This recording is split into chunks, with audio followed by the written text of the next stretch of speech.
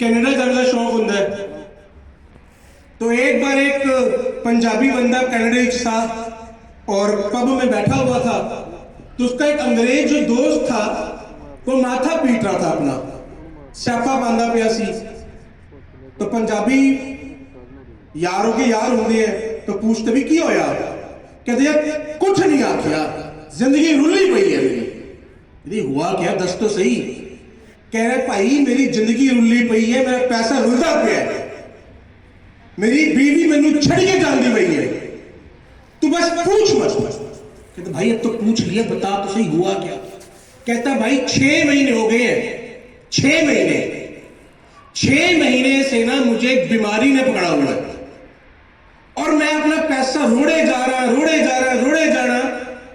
बड़े बड़े डॉक्टर को दिखा लेता पर कोई इलाज नहीं मिलता पिया।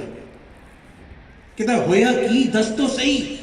कहता तू की कर लेगा भरावा, जब बड़े बड़े डॉक्टर कुछ नहीं कर सके तो तू की कर लेगा। कहता बता तो दे। कहता यार मुझे ना एक अजीब सी बीमारी हो गई है। कहता की? कहता जब मैं रात को सोता हूं ना बिस्तर पे, तो मुझे डर लगता है कि मेरे बिस्तर के नीचे एक भूत बैठा है। कहता बस इतनी सी बात, बस। कहता इतनी सी? और रात को मैं सो नहीं पाता, बीवी मुझे कहती तुझे हो की गया है, किसी डॉक्टर का इलाज नहीं मिलता पिया, बैंक बैलेंस खाली होता जा रहा है और तू कह इतनी सी बात। कहता एक पैग पिला तो इलाज बताऊंगा। कहता बस एक पैग में हो जाएगा? कहता हाँ। तले पी। कहता रात को जाके ना बेड के नीचे की सारी चार की टांगे काटते हैं, ना नीचे टांगे होंगी ना कोई सोएगा आगे।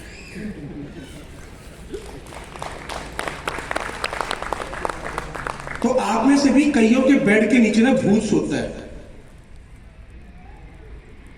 कंपनी भाग गई तो कंपनी चलेगी,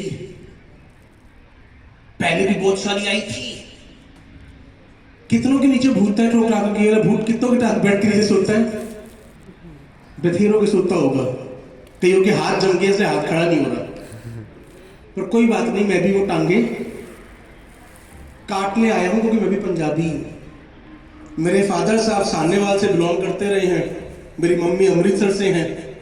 और अब जैसे कनाडा जाने का रिवाज है तो दिल्ली जाने का रिवाज होता था, तो दोनों यहां से दिल्ली गए, दिल्ली मिले, वहां पे उनका ब्याह हुआ, मैं दिल्ली से जमया। बट खून जो है कहीं ना कहीं अंदर पंजाबी है। तो आज मैं अभी तक जो टेक्निकल बात हुई ना, मैं कोई टेक्निकल बात नहीं करूंगा। मुझसे जगतार जी पूछ रहे थे, एक जोरदार ताली हमारे जगतार जी के लिए होनी चाहिए, क्योंकि इन्होंने न जाने कितनों का जग तार दिया है। क्योंकि ये सरदार भी है और असरदार भी है, सरदार भी है और असरदार भी है। तो मुझे पूछ रहे थे कोई पीपड़ी दिखाओगे? मैं कहा ना, पीपड़ी दिखाने वाला जितना काम था वो हो चुका। अब कुछ इत्मीनान से, आराम से कुछ ऐसी बातें करते हैं जिसको कोई भी व्यक्ति समझ सके। दूध का दूध और पानी का पानी कोई भी व्यक्ति कर सके। आप में से कितने लोग ऐसे हैं जिन्होंने कभी ना कभी कोई मिठाई खरीदी है? मिठाई खरीदी है? कभी जाके गलती से हलवाई वाले से, जो दुकानदार है मिठाई वाला, उससे पूछा हो भैया मिठाई ताजी है क्या? पूछिए आपको क्या लगता है मिठाई वाला क्या बोलने वाला है? बासी है, 1 महीने से बाहर रखी हुई थी, मक्खियां भिनभिना रही थी, आपके आने से पहले बस अभी अभी अंदर रखी है, ऐसा बोलने वाला है? हाँ जी नहीं बोलने वाला। फिर पूछते क्यों है हलवाई से कि भैया मिठाई ताजी है क्या? हाँ जी पूछते नहीं, आदत है हमारी। ऐसे नहीं कि मैं नहीं पूछता था, मैं भी पूछता था जब तक ये बात मुझे रियलाइज नहीं हुई कि उसने तो कभी मिठाई को ताजा ही बोलना है जब भी बोलेगा। होता है ऐसा? फिर हम क्यों पूछते? हाँ जी सर, हम क्यों पूछते? सेटिस्फैक्शन के लिए नहीं वीर जी, अपना रोला अपना स्यापा किसी और के मोटे में मरने के लिए। हम अपना ठीकरा किसी और के साथ फोड़ना चाहते होते, हम अपने हिस्से की मेहनत खुद करना नहीं चाहते। मैं आज तक वो बच्चा ढूंढ रहा हूं जो आके बोले पेपर के बाहर कि देख पेपर तो ठीक ही आया था, मेरी तैयारी कम रह गई। बच्चे पेपर के बारे में क्या बोलते हैं जी, क्या बोलते हैं पेपर के बाहर निकल के? पेपर टफ बड़ा आया सी। उसी पेपर में किसी के 100 आए होते हैं, उसी पेपर में किसी के 100 भी आते हैं ना। तो जब उसी पेपर में कोई व्यक्ति 100 नंबर लेके आ सकता है, तो किसी दूसरे के लिए वो पेपर टफ कैसे होता है? ऐसा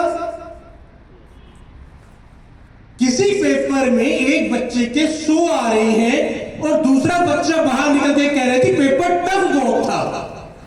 पेपर तो दोनों सेम थे, बच्चे अलग अलग थे। सेम में हमारी इंडस्ट्री सबके लिए सेम है, उस इंडस्ट्री में रिजल्ट अलग अलग है। ये वो इंडस्ट्री है, जैसा साजन सर ने बताया, जिसने 27 बिलियनियर बनाए, और ये वो इंडस्ट्री भी है जो लोगों की नजर में स्कैम है। अंतर क्या है?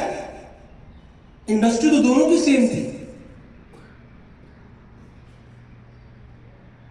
अंतर है हमारी तैयारी की, अंतर है हमारी चाहत का, अंतर है कि मैं उसको समझने के लिए कितनी मेहनत करता हूं। अगर मैं आपसे पूछूं, आप में से किस किस को पता है कि मलेशिया नाम का एक देश है? मलेशिया की करेंसी क्या है, ये किस किस को पता है? हाँ जी, मलेशिया देश है, कौन सी करेंसी सर? रिंगिट। मालदीव्स एक देश है, वे किस किस को पता है? मालदीव्स पता है। करेंसी क्या है मालदीव्स की? नहीं पता। अब अगर एक ऐसा व्यक्ति मुझे मालदीव्स के बारे में सब पता है और मैं उस व्यक्ति पे भरोसा कर लूं, तो गलती किसकी?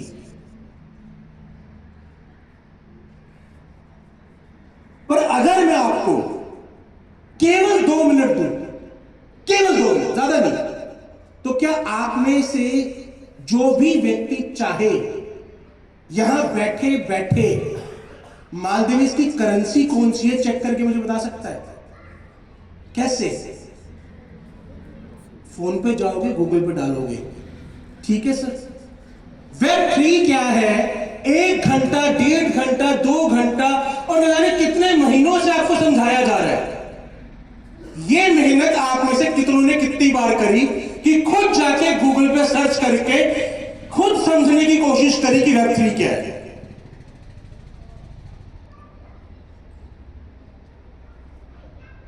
मुझे इतना बताओ। पर हमने वो कोशिश नहीं करी। क्यों? क्योंकि हम दूसरे के भरोसे पे ही चलना चाहते हैं, हम खुद मिठाई चेक करना सीखना ही नहीं चाहते। हम चाहते हैं कि अगर कामयाबी मिल जाए तो दूसरे की वजह से मिले, अपनी मेहनत ना करनी पड़े। और अगर खुदा ना खास्ता, वाहेगुरु ना करे कि कोई गड़बड़ हो जाए, तो उसका ठीकरा मरने के लिए कोई दूसरा कंधा होना चाहिए।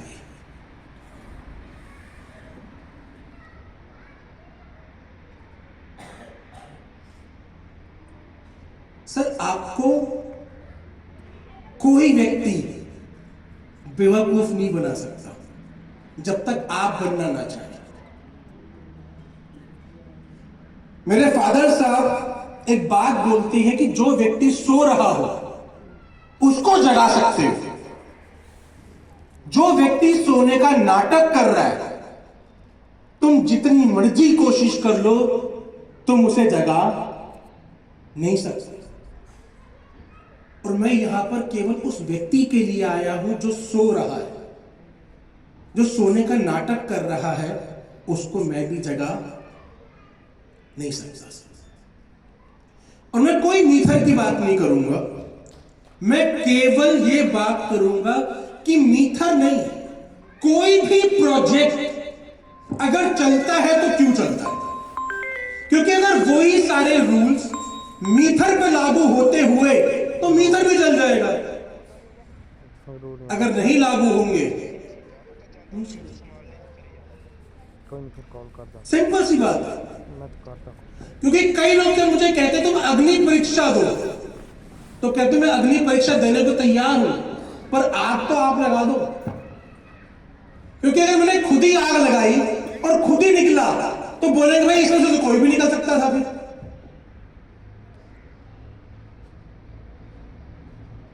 पर जिस तरीके से आपको मिठाई चेक करना नहीं पता, क्या आपको यह पता है कि कोई भी लीगल स्टेबल प्रोजेक्ट की 4-5 बातें क्या होती हैं? हम ये तो समझते कि बहुत सारी कंपनीज भाग गई वगैरह वगैरह। वो भागी तो क्यों भागी? क्या इसके बारे में कोई लिस्ट है हमारे पास? जनरली आंसर होता है नो। चलिए एक छोटा सा सवाल पूछना चाहता हूं। टेक्नोलॉजी बेस्ड मार्केटिंग में और प्रोडक्ट बेस्ड मार्केटिंग में अंतर क्या होता है, कोई बता सकता है? हम लोग टेक्नोलॉजी में डील कर रहे हैं, वेब 3 कर रहे हैं सर, और हम में से कई लोग प्रोडक्ट बेस्ड मार्केटिंग में कभी ना कभी रहे होंगे, नेटवर्क मार्केटिंग में भी रहे होंगे, किसी ना किसी प्रोडक्ट की मार्केटिंग भी करी होगी। कोई मुझे बता सकता है कि प्रोडक्ट बेस्ड मार्केटिंग में और टेक्नोलॉजी बेस्ड मार्केटिंग में बेसिक अंतर क्या होता है?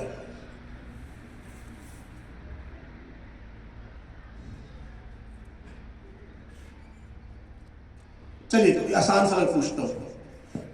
पेटीएम कौन कौन यूज करता है? यूट्यूब, फेसबुक करते हैं। कोई मुझे बता सकता है फेसबुक की आज कीमत कितनी है? या व्हाट्सएप, हम में से ज्यादातर लोग इस्तेमाल करते होंगे व्हाट्सएप। अगर आज आपको मैं ऑफर दूं कि आपको मैं पैसा देता हूं, आपको जाके व्हाट्सएप कंपनी के मालिक से डील करनी है और व्हाट्सएप खरीदना है, तो व्हाट्सएप को खरीदने के लिए कितना पैसा आज देना पड़ेगा? तो बता सकते हैं? बहुत सिंपल सा सवाल, आप चेक करके बता सकते हैं इंटरनेट पे कि व्हाट्सएप की कीमत कितनी है आज के टाइम पे। चेक करके भी बता सकते हैं कि व्हाट्सएप की आज की नेटवर्थ कितनी है, कितना पैसा अगर आज आप व्हाट्सएप को खरीदना चाहो तो देना पड़ेगा। तो बता सकते हैं चेक करके?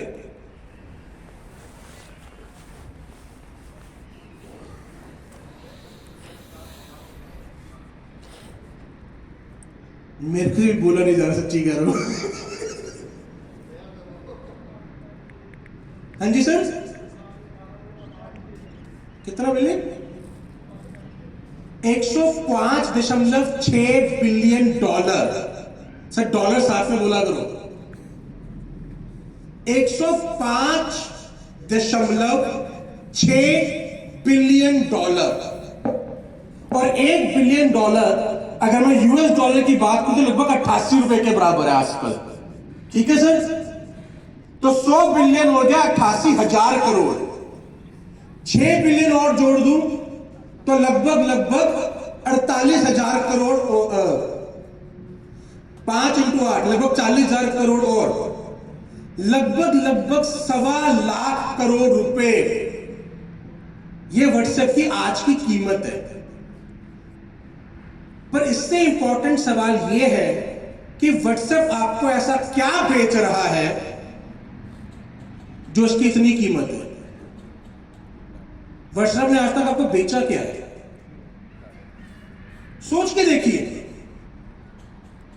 एक प्रोडक्ट जिसका आप रोज यूज कर रहे हैं, आज अगर आप उस ऐप को खरीदने जाएं तो आपको 1 लाख करोड़ रुपए पे करना है, जो आपकी पॉकेट में एक फोन की ऐप के अंदर है। ये कमा कैसे रहा है? किस बात का पैसा मांग रहे हैं मुझसे?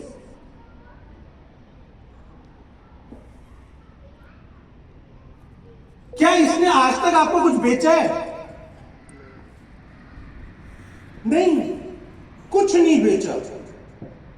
एक सिंगल रुपए का प्रोडक्ट नहीं बेचा इसने आपको आज तक, मगर इसकी कीमत 1 लाख करोड़ रुपए है। ये कर क्या रहा है ऐसा कि दुनिया में लोग इसका 1 लाख करोड़ रुपए देने को तैयार है? हाँ जी, कम्युनिटी है, लोग है, बस एक ही चीज है इसके पास, लोग। इसका प्रोडक्ट और कुछ है ही नहीं, इसका प्रोडक्ट आप और मैं है। आपका और मेरा डेटा ही इसका प्रोडक्ट है। मैंने मार्केटिंग की लाइन में कहीं पे पढ़ा था, जब आपको कोई प्रोडक्ट या सर्विस फ्री में इस्तेमाल करने के लिए मिले तो समझ जाइए आपको बेचा जा रहा है। सोच के देखिए, फेसबुक, अगर आप फेसबुक की कीमत देखेंगे तो इससे भी ज्यादा निकलेगी।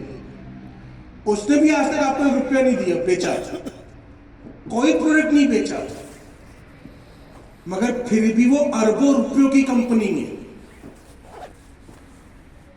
अरबों रुपयों की। इंस्टाग्राम ₹1 नहीं का प्रोडक्ट नहीं बेचा उसने आपको आज तक, पर वो अरबों रुपयों की कंपनी है। तो उनके पास आखिर ऐसा क्या है? कम्युनिटी, आप और मैं। टेक्नोलॉजी ने आकर प्रोडक्ट का महत्व खत्म कर दिया और पीपल ही प्रोडक्ट बन गया। और एक बात मैं आपको समझाने का प्रयास करता हूं जितनी मेरी काबिलियत है। कोई यहां पे बता सकता है किसने पीपल का पेड़ सुने? पीपल का पेड़, पीपल के पेड़ की क्या खासियत होती है? ऑक्सीजन। कब देता है सर? वो तो सारे पेड़ देते हैं ऑक्सीजन। तो पीपल का पेड़ 24 घंटे ऑक्सीजन देता है, ठीक है सर? सेम वे जिस जिस कंपनी के पास पीपल का पेड़ है वो 24 घंटे पैसा कमाती है। आज पेटीएम ने आपके साथ क्या किया? बहुत ध्यान से समझते हैं। आज पेटीएम अरबों रुपयों की है, पर ये वो पेटीएम है जिसने आपको बोला था मेरी ऐप डाउनलोड करो और मैं आपको 200 रुपए का कैशबैक दूंगा। ऐसा हुआ था? फिर उसने बोले काम करो, अपने दोस्तों को भी डाउनलोड करवाओ, 100 रुपए 200 रुपए उसको दूंगा और 100 रुपए तुम्हें दूंगा। यही हुआ। यही करते करते आज पेटीएम के पास 15 करोड़ लोग खड़े, 15 करोड़ लोग। और क्या आपको पता है, आप अगर एक भी ट्रांजैक्शन ना करें तो भी पेटीएम आपकी वजह से डेली के 15 करोड़ रुपए कमाएगी। कैसे? आज ऑन एन एवरेज एक व्यक्ति पेटीएम पे अपने 100 रुपए रखता है केवल वॉलेट में। अगर आप मेरा अभी भी देखेंगे तो 1200-1300 रुपए वॉलेट में रहेंगे।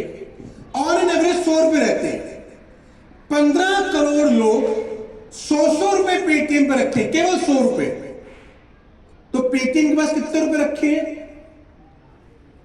हाँ जी सर, कितने रखे?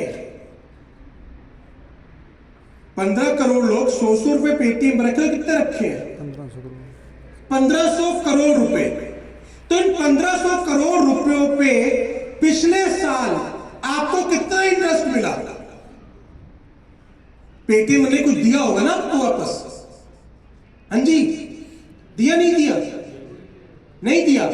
पर यही 1500 करोड़ रुपए अगर आपने बैंक में रखे होते और एफडी कर रखी होती तो 60% के हिसाब से 105 करोड़ रुपए आपके और मेरे अकाउंट में आए होते।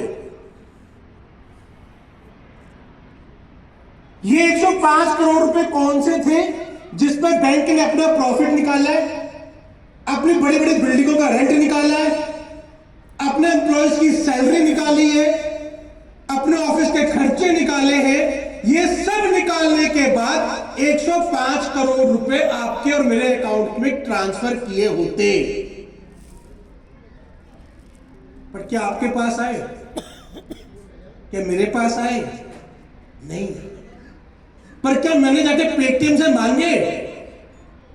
नहीं। पर पेटीएम 1500 करोड़ का मालिक बना बैठा है। क्यों? क्योंकि उसने हमारे को फ्री में एक सर्विस दी। तुम मेरा क्यूआर कोड डाउनलोड करो, स्कैन करो, 200 रुपए कैशबैक दूंगा। दूसरे को ज्वाइन करवाओ, ऐप डाउनलोड करवाओ, 200 उसको मिलेंगे, 100 तुझे मिलेंगे। यानी कि आपने और मैंने पेटीएम डाउनलोड किया अपने स्वार्थ में। और फिर हम लोग बाजार गए और एक गोलगप्पे वाले को बोला, भैया पेटीएम से पेमेंट लेगा? उसने क्या बोला, भाई मुझे समझ में नहीं आता पेटीएम क्या है। हुआ था ऐसा? फिर एक और आदमी पहुंच गया, भैया पेटीएम से पेमेंट लेगा? करते करते दिन में 10 आदमी उसके पास पेटीएम वाले के पास पहुंच गए कि भैया पेटीएम से पेमेंट लेगा। और पेटीएम वाले ने बोला, भाई मुझे पल्ले नहीं पड़ता ये क्या चीज है। मगर अगले दिन पेटीएम का एक एम्प्लॉय उसके पास गया और जाके बोला कि भैया पेटीएम का क्यूआर कोड लगा ले, लोग इससे भी पेमेंट देंगे। हुआ था ये चीज। आज 80 लाख वेंडर्स के पास आपकी और मेरी वजह से, क्योंकि आप और मैं मार्केट में गए थे पेटीएम से पेमेंट करने, क्योंकि आपको और मुझे अपने 200 रुपए का कैशबैक चाहिए था। 80 लाख वेंडर्स के पास पेटीएम की क्यूआर कोड की मशीन लगी हुई है।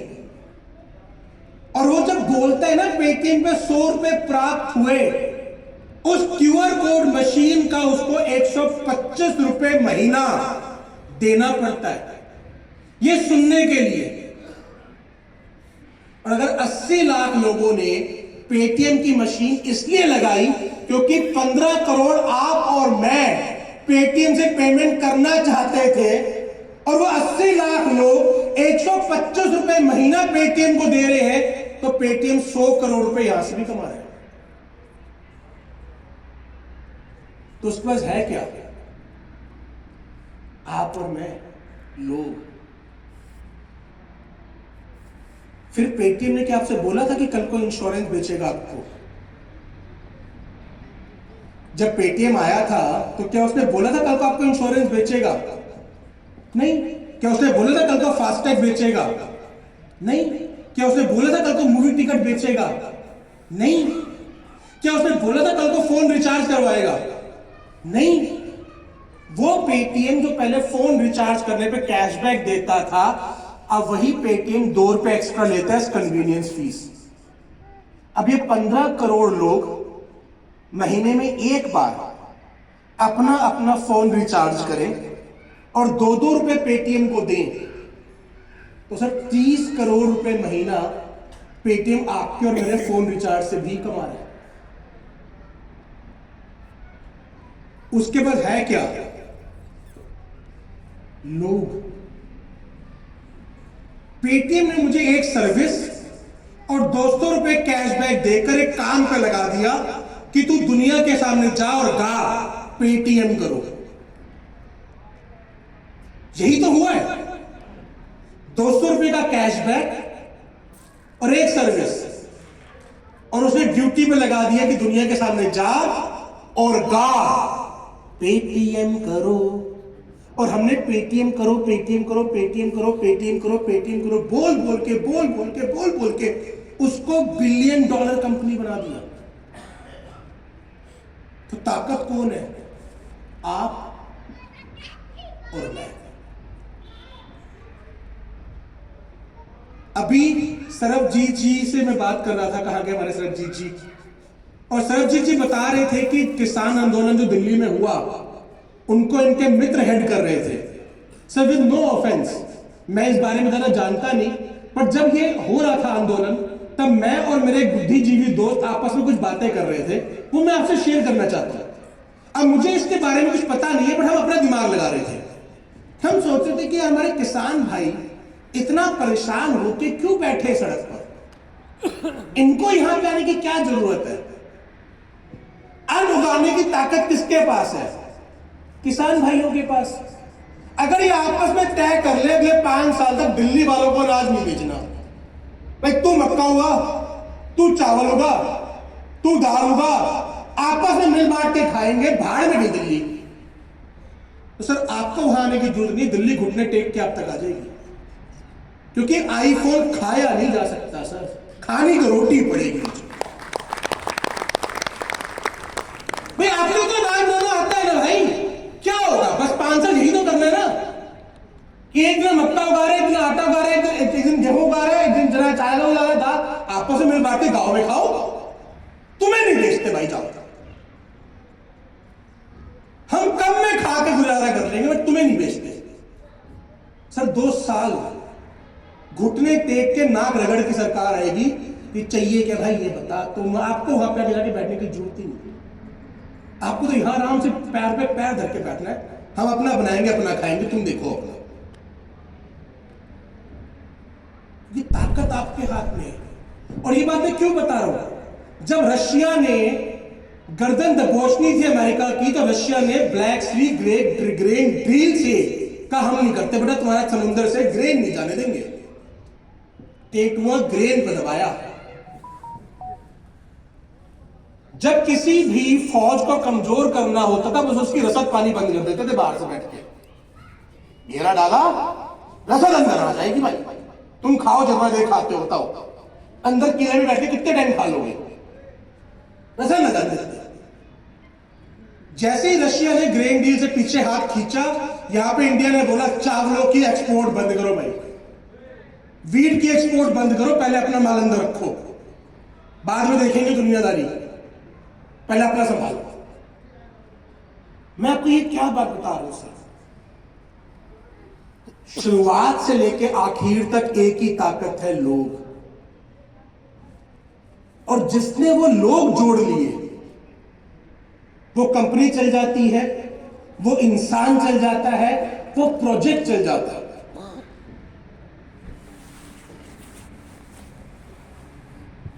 क्योंकि अल्टीमेटली आपने और मैंने अपना पैसा खर्च करके उस कंपनी को कंपनी बनाना है। बस हमारे को जोड़ने के तरीके अलग अलग रहे। जो काम पेटीएम ने करा वही हमारी इंडस्ट्री की सबसे बड़ी कंपनी ने किया है, बाइनेंस। क्या किया उसने? उसने आके बोला भाई मेरी ऐप डाउनलोड करो, मेरा एक्सचेंज 1000 कॉइन फ्री में दूंगा, दूसरे को डाउनलोड करवा 1000 उसको, 500 तुझको। यही तो किया। आप जरा सोच के देखिए, जो कॉइन बाइनेंस ने कौड़ियों के भाव, कौड़ी के भाव दिखा दिए थे, फ्री दिए थे, मुफ्त दिए थे, आज वो $300 का हुआ कैसे? किसने किया? कम्युनिटी ने। आज बाइनेंस के ऊपर भी 15 करोड़ लोग हैं, और वो 15 करोड़ लोग हजार रुपए की क्रिप्टो लेके बैठे।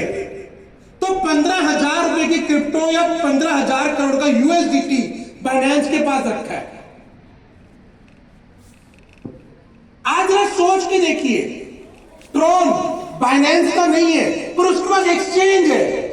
तो 15 करोड़ लोग जब एक्सचेंज पे जाकर ट्रॉन खरीदते हैं तो कमाता बाइनेंस है, क्योंकि लोग हैं। यूएसडीटी उसका नहीं है, आप उन्हें खरीदते बाइनेंस पे जाके, कमाता बाइनेंस है क्योंकि उसके पास लोग हैं। कोई भी प्रोडक्ट बिके, चाहे कोई खरीदे या बेचे, कमाता बाइनेंस है क्योंकि उसके पास लोग हैं। तो कल को अगर आपके और मेरे एफर्ट से ट्रेड बिट पर 1 करोड़ लोग आ जाए तो क्या ट्रेड बिट नहीं कमाएगा? कमाएगा सर। ताकत आप और मैं।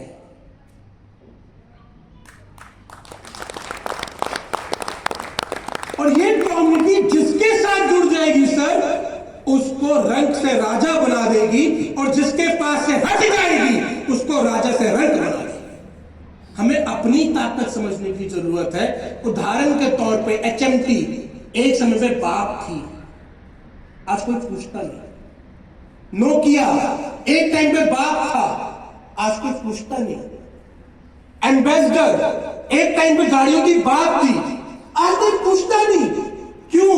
क्योंकि आपने और मैंने खरीदने से मना कर दिया। एक वक्त था जब सबने नोकिया को यस किया था, हर कोई ले रहा था, तो नोकिया नोकिया था। फिर आपने और मैंने नोकिया को नो किया, नहीं चाहिए, नोकिया खत्म हो गया सर। आज आप और मैं डिसाइड कर ले कि आज के बाद रिलायंस का एक भी प्रोडक्ट नहीं खरीदेंगे, एक भी प्रोडक्ट। सर 3 महीने में हिंदुस्तान की सबसे बड़ी कंपनी रिलायंस घुटनों पे आ जाएगी। पावर आपकी और मेरी है। कंपनी ने नहीं कमाना होता, आपने और मैंने मिलकर कंपनी को कमवाना होता है।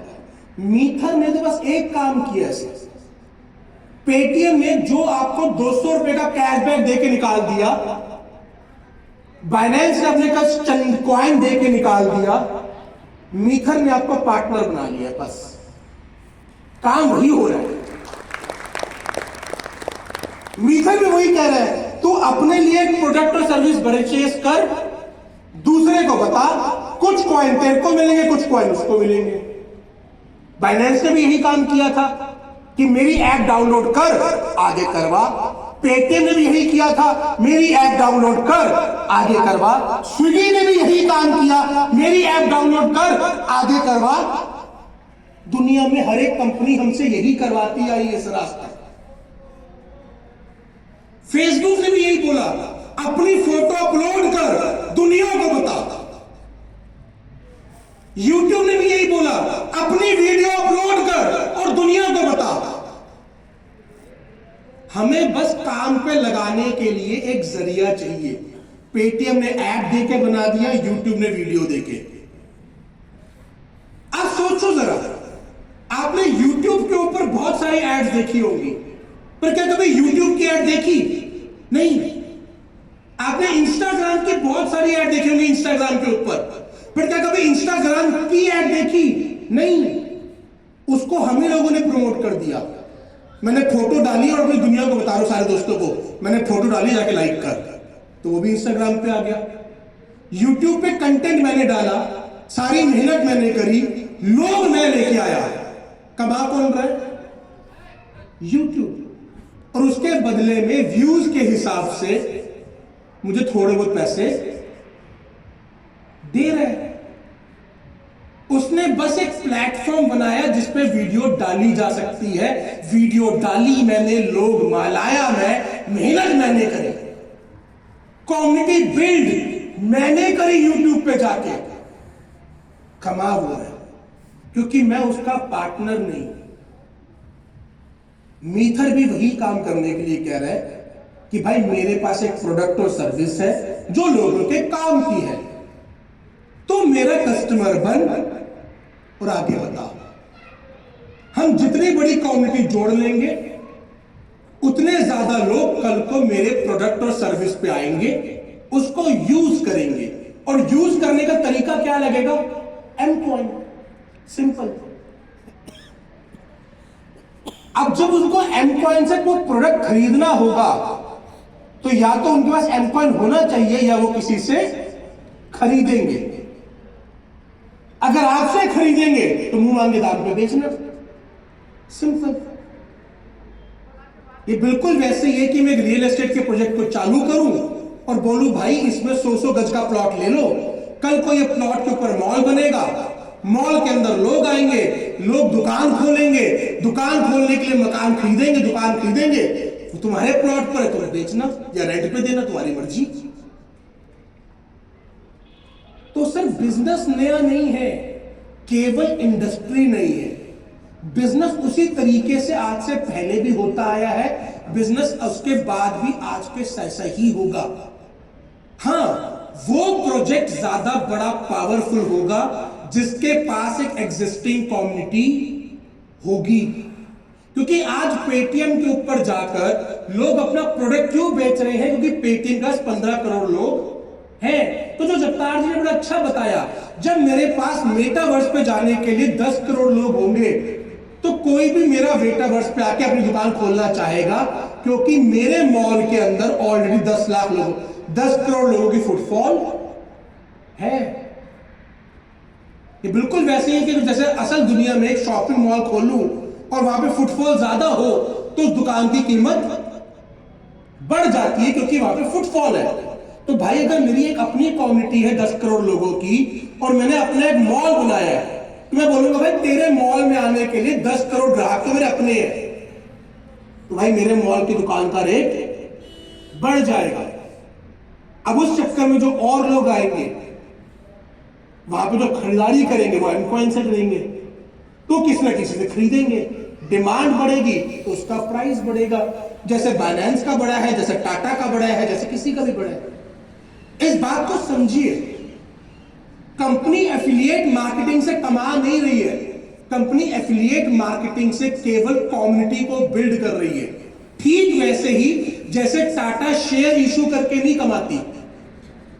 जब टाटा शेयर इशू करती है तो उससे पैसा इकट्ठा करती है, वो पैसा फैक्ट्री में लगता है, उस फैक्ट्री में कार बनती है, कार बिक के प्रॉफिट आता है। यही होता है सर। शेयर से कमाती नहीं है, शेयर से केवल पैसा इकट्ठा करके फैक्ट्री में लगाया जाता है, प्रोडक्ट बनाया जाता है। ठीक वैसे ही कंपनी भी अपनी कम्युनिटी को बिल्ड करके अपने प्रोजेक्ट को डेवलप कर रही है। और कल को जब प्रोजेक्ट के अंदर जब लोग आएंगे, जब क्लाइंटेल आएगी, हमारी ब्लॉकचेन पे क्लाइंटेल आएगी, हमारे मेटावर्स पे क्लाइंटेल आएगी, हमारे बाकी इकोसिस्टम पे क्लाइंटेल आएगी, वो क्लाइंटेल पैसा देके जाएगी। आज एक पबजी गेम है, PUBG, पबजी कई लोग खेलते भी होंगे यहां पर। पबजी कोई खेलता है? पबजी गेम सारे शरीफ हो गए क्या?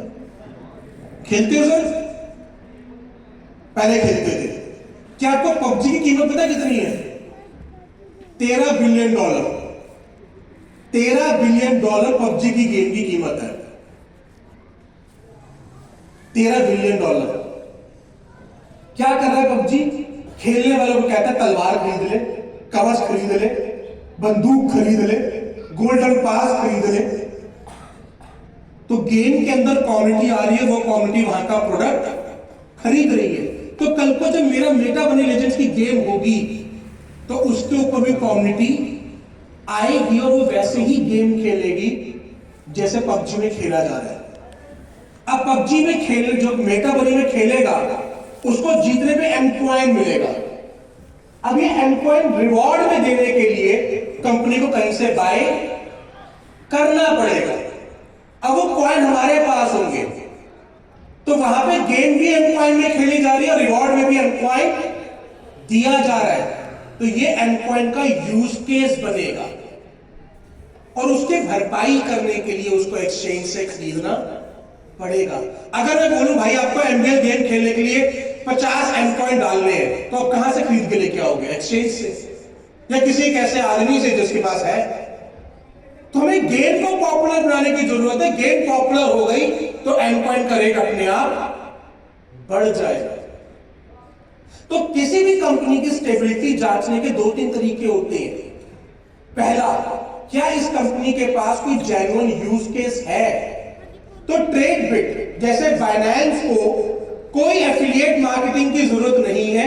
बाइनेंस का एक्सचेंज चलाने के लिए एक्सचेंज अपने आप में एक यूज केस है, वैसे ही ट्रेडबिट एक यूज केस है। पबजी गेम को चलाने के लिए कोई एफिलिएट मार्केटिंग की जरूरत नहीं है, पबजी अपने आप में एक यूज केस है। ठीक वैसे ही एमबीएल अपने आप में एक यूज केस है। सिंपल। हाँ, कम्युनिटी बिल्ड करने का तरीका है। मैं आपको 100 रुपए कैशबैक देके कम्युनिटी बिल्ड करवाऊं, मैं आपसे फोटो अपलोड करके कम्युनिटी बिल्ड करवाऊं, या मैं आपको अपना पार्टनर बना के कम्युनिटी बिल्ड करवाऊं। कम्युनिटी बिल्ड करनी जरूरी है।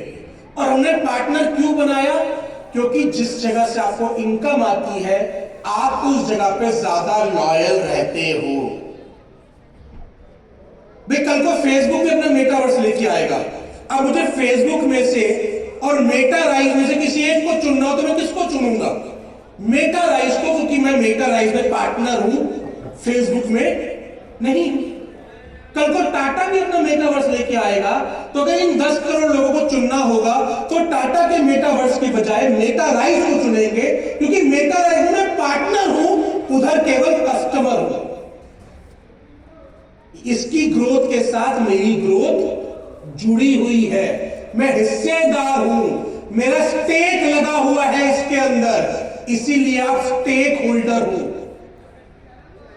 इसीलिए स्टेकिंग है, हिस्सेदारी है आपकी। तो बेसिकली मीथर कितना बड़ा बनेगा?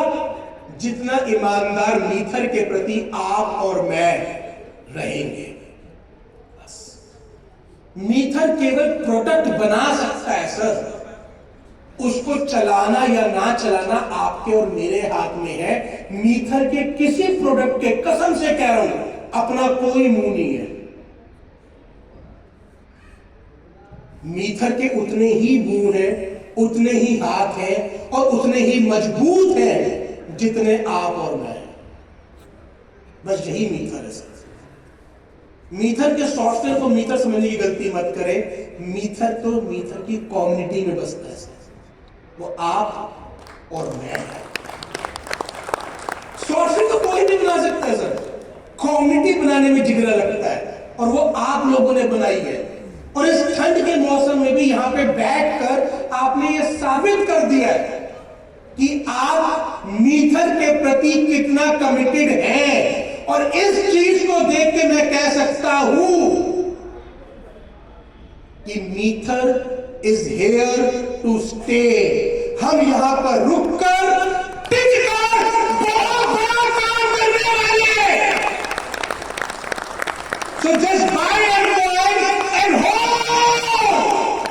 just buy Mcoin and hold, because Mcoin is the new digital gold. Thank you very much.